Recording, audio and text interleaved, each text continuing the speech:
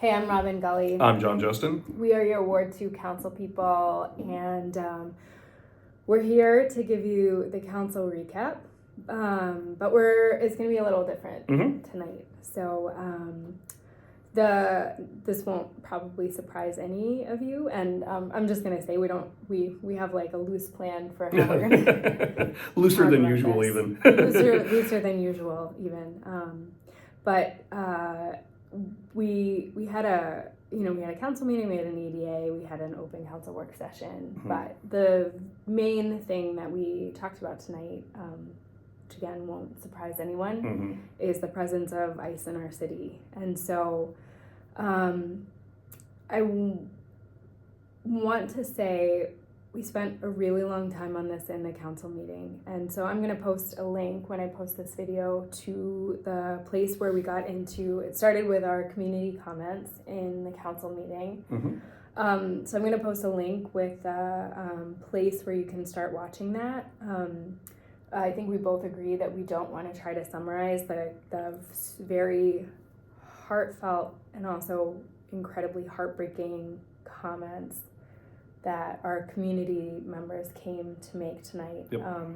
But I do want to say a few things about that from me to our whole community. First of all, I want to say thank you to everyone who came out tonight. What you said was incredibly powerful and meaningful and important. And I know that it doesn't fix this problem that we're facing together right now. I want to say, for anyone who felt like they couldn't come to the council meeting tonight for any reason, and there are a lot of reasons, I want to say that we are with you, we are thinking about you, and we want to figure out ways that our whole community, not us also, but that our whole community can come together to support you. If you don't feel safe in your home, you don't feel safe going to work, if you don't feel safe getting your kids to school, we want to put ourselves out there as people who can be resources and can help you, can help connect you to what you need to stay safe in this moment. Yep. Let's throw our phone numbers out there. Actually, this would be a good time, I think. Yeah. So my number is 763-442-1107. I answer it all the time. It is also textable, so if you're more comfortable texting, that's totally fine. And then my phone number is 612-558-6019. Both of our phone numbers are on the website for the city. And our emails, the city emails are there as well. And again, you can reach out by phone or by text or by email. We don't need to know any more details than whatever you want to share. Correct. And we can help connect you to resources that are available in our community, or we can personally help, right? Like I've had people reach out who trust me, but don't trust sharing their information with other people. Yep. So if you come to us, we will make sure that we use whatever discretion helps you feel safe. Absolutely. Some of the things that I know that are happening in our community right now that I've personally been involved with that I would love to connect. So obviously, if you're not feeling safe, this is not aimed at you. We want to figure out how to make sure that you have the resources to feel safe in your home and in our community. Okay. If you are a person who has a level of safety and security in this moment, which I realize is very subjective. Yes. And you can pour resources and pour love and support into people who are more vulnerable in this moment. There are some ways that you can get involved. We have rapid response teams that are all volunteers from our community. We have thousands of people across the Twin Cities metro and actually across the state of Minnesota who are going out, who are doing patrols, who are watching schools and churches and gas stations, who are watching to make sure people are safe, who are making sure that kids can get from home to school in the mornings, volunteering to walk kids to their bus stops and stand with them so that parents don't feel like they're not safe taking their kids to the bus stop. We also have community members who are doing mutual aid. So I know that there's a very well organized program out of Garlow, Abby Hendricks, and I can't remember who was organizing it with her, but thank you so much for the work that you're doing. They have a Sign Up Genius where every single day you can sign up to drop off groceries, and the staff and teachers at Garlow are going out and delivering groceries to families who need them. We also have, obviously there's a ton of ways to get out in public and be public right now. And then, if you have the ability to donate money or donate resources, I can happily connect you with places that can use those things. And none of these are really, they're all volunteer networks. They are not for the most part, there are some organizations that are certainly really involved, but a lot of it is just if you send $100 for groceries, that $100 is going directly to buy groceries for a family with no no one's taking any of it. It's just our work right now is keeping each other safe. I won't try to summarize what people said, but I will say that we had a lot of people who came in who were looking and fairly looking to us to say what can you do differently. And I think this is a hard thing to say, but we don't have a roadmap for this either. And the ICE agents and other federal agents who are here terrorizing our citizens, terrorizing our community members, right? Forget about citizens. Terrorizing our community members are not being held accountable. They're acting with impunity, and they outnumber our law enforcement in the state. So the thing that we can do as a community, literally, is come together and do the work that we can do only by being together to support our community and keep people safe. And that is the best and most impactful thing that we can do in this moment is to really be out front and center in our community, doing the work, or underground in these networks that are doing patrols, that are going out and making sure that people are safe every day. Yeah, and I'm going to touch on something, and I know that I'm the small business guy, but I want to be a little different about that tonight. And there were comments that we heard from small businesses that are suffering. I'm going to encourage everybody to support small businesses across the board, but in particular, Latino, Somali, immigrant-based businesses who are seeing changes in many things, and the ripple effect is notable. Because it affects employees, it affects those small business owners, it affects their ability to pay rent when they are not hitting the numbers that they should because they don't have people that feel safe being there, either as employees or as customers or whatever. So if you have the capability to take some of your discretionary income and try to funnel it in that direction to kind of protect these people who are not to blame for any of this, but are feeling the repercussions intensely right now. And it's not shifting. People are not coming back to a comfort zone. I think that's the other thing I'd mention is that a lot of times small businesses rise and fall and there are waves up and waves down. This is the way that it works. And it's already stressful enough. But being somebody that is looking down the line and seeing, I do not know when this lull will rise, if it rises, I can only imagine how hard that is. So if you do have that capability, it's another thing you can do, or a mixture of all of these things. But that would be, my ask or whatever you want to call it. And again, a reminder that these are also the businesses that pay property taxes and contribute in so many ways, So many ways. economically, culturally, etc., to our city, and we would be in tremendous trouble without them. So, not to make it self-serving, but you also will, that benefit comes back to you tenfold in what we've built and the small business community that has been built in West St. Paul that I've watched for many, many years, and I feel really good about, or have felt really good about up until this point.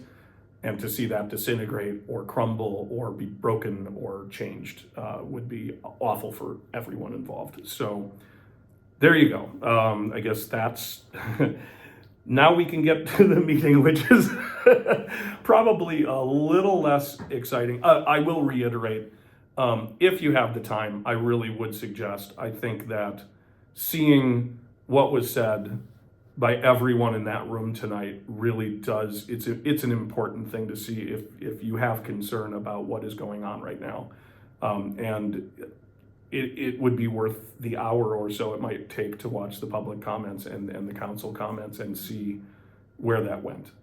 If you have the time, I think it's important. It was important for me to hear the things that were said tonight as somebody that is not directly affected by this, to hear the stories of those who are directly, indirectly affected is important and may change your thoughts and may elevate your concerns, hearing actual stories of what is happening from the people that it is happening to. So on that note, we did some administrative code work today in the open council work session. This really will be pretty quick. I think that if you have the time, rather than watching the next 5 minutes of this video, you spend the time actually watching that segment of the council meeting with your own eyes.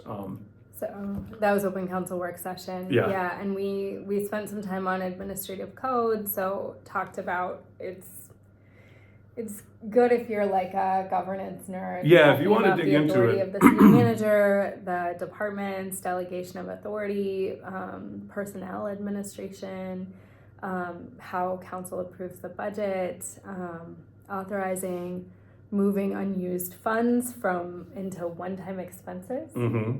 So yes, this is really like for you. Yeah. But what it is it fleshed out a document that we've always had, but was really kind of lackluster when you look at it versus what we have now. Mm-hmm. And one important thing that does, I think, is that, again, we've all talked about how none of us are going to be in these seats forever. None of the people working in staff are going to be here forever. And if you have these guidelines and this framework built, it's very hard for something to go wrong. Mm-hmm. And if you don't have these guidelines, that is when you do see things start to go wrong. So I think all of the work that was put into it is very appreciated because it's a good bulwark of protection for your city government operating in the way that it should for the people that vote for people and the people that are hired to do the work. So I was very happy to see it. Is it going to be thrilling to read? Probably not, but maybe for some of you. Maybe some of you, maybe not. You're right, it's in the agenda, you can look at it. Things that are probably only super interesting to people who are like really nerd out about this stuff. We also had a discussion about boards, committees, and commissions, roles, responsibilities, and roles. Mm-hmm.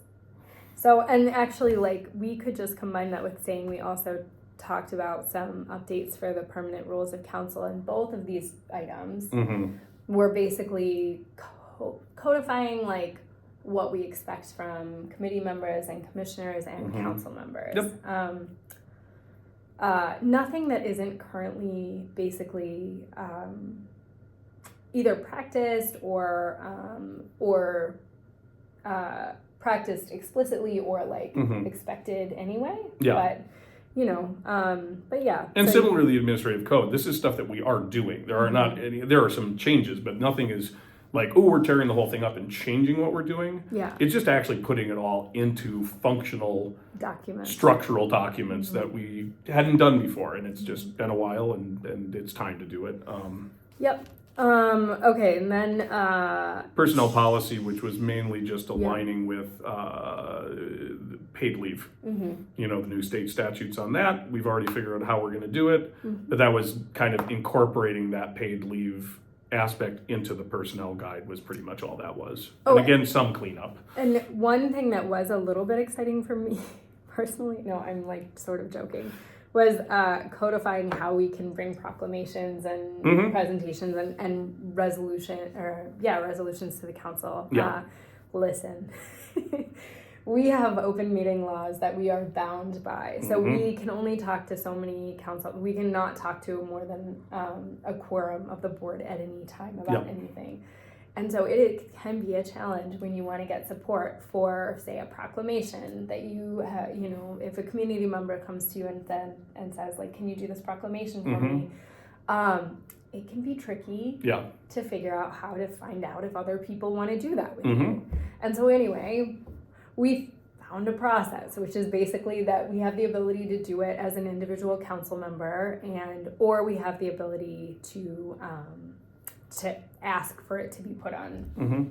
an agenda. And we may be adding that it's been considered that we might add a section of the open council work session where we could actually say, like, you know what, I'd really like to take a look at this and Yeah. and without voting, take the temperature of the room, and if everybody else looks at me and goes like, no, then we don't have to worry about it anymore. But if And in fact, a bunch of us say yes, well, then we can move it forward.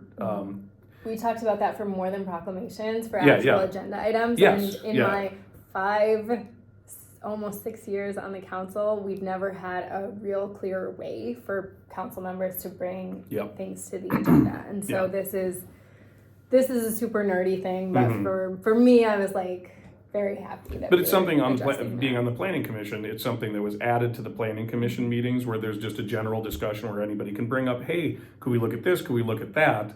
And it's actually been great because otherwise the only way to do that, because you have these formalized rules, was to kind of shoehorn it in on something else or bring it up in a comment or something like that, which is a little more awkward than having kind of a more open discussion. Yep. Because none of us want to waste everybody's time. If I'm a lone wolf and no one cares about the thing that I am curious about, Right.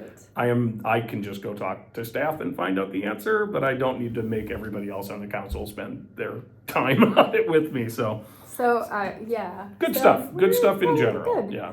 And then we, in our regular council meeting, besides the stuff that we started out talking about, we just had the 2025 parks. Well, yeah, it's 2026 now, but we officially adopted the 2025 parks plan. Look, you guys, this is a great plan. We have talked about it so many times.